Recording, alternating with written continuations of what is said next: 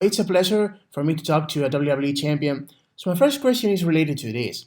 Obviously, you're a WWE champion in a very difficult time, and back then you said that you would like to be still champion when people is allowed to be back. So, is this still a realistic goal in your opinion? And also, I would like to know your thoughts about how the Thunderdome helped the WWE superstars to feel the vibes and the feedback from the fans again. Well, yeah, I mean, I plan to be WWE champion as long as I possibly can. I never really put a specific time on how long I wanted to be champion. I'm not thinking like a quick reign here and a quick reign there. I think I just surpassed my good buddy Jinder's title reign. And he had a significant title reign. I believe my title reign has surpassed all of Roman Reigns' title reigns combined. But I still don't have an end goal in sight. I'm thinking along the lines of Bruno Sammartino, Bob Backlund kind of title reign where I keep it for a very long time and I want to keep it as long as I can until the crowds are back. And the Thunderdome has made a big difference. As much as I enjoyed and proud of everything we did at the Performance Center, giving everyone an escape during difficult times, and then adding in the Performance Center trainees to add a little atmosphere, that was cool. But when you tune into WWE, you kind of expect something larger than life. You expect, a pretty impressive visual show. And now for the fans watching, you've got the pyro, the lasers, the smoke, the really cool entrances like mine. And what you come to expect from WWE. And for us as performers, it's really cool to walk down that ramp again and feel that big arena vibe, but see some faces at the same time of the fans at home, even if it's just virtual right now, and hearing their live reactions piped in is so cool. I think I had the first promo on Raw in the Thunderdome, and I just thought, I never told anyone this. I just knew it was like live, people reacting live on the screens, and I just gave it a try. I wanted to be interactive again. I wanted to interact with our fans, and I asked everyone to give me a thumbs up.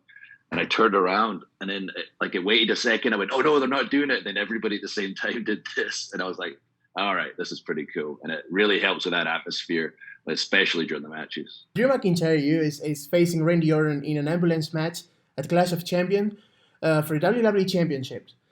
Does Keith Lee deserves more an opportunity than Randy?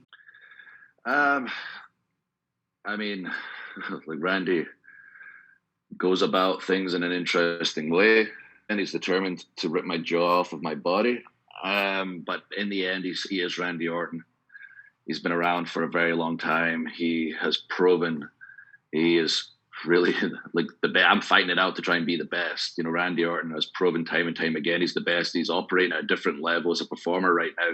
When it comes to Keith, I think he's just got to keep doing what he's doing. He started right at the top. It's not like he worked his way up to the top. He came in, we go back, and he's shown the world how talented he is. But we've not even scratched the surface with Keith Lee, and eventually he's going to earn the right to fight for the title. And I'll be happy to give it to him, and we'll give everyone a great match. Before coming back to WWE this last run, you were an independent wrestler, and Evolve was one of your houses. How did you feel with the report of WWE buying the company of Sapolsky?